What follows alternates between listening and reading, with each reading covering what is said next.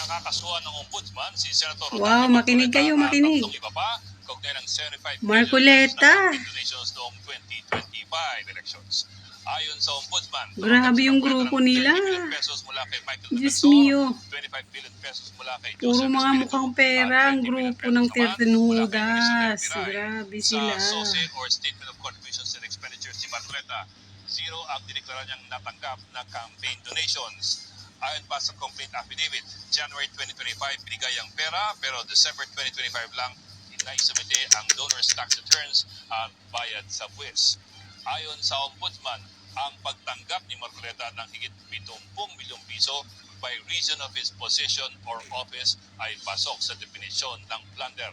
Dahil po dito, sinampan si Marcoleta at tatlong iba pa ng reklamong plunder, indirect bribery at paglabag sa Presidential Decree 46. Magkakasama mga mukhang pera, oh. Ang mga nag-donate. Pinagpapaliwanag pa lang sila ng ombudsman. Grabe yung mga idol nyo, ah. Araw para magbigay ng kanilang kontra sa raysahe.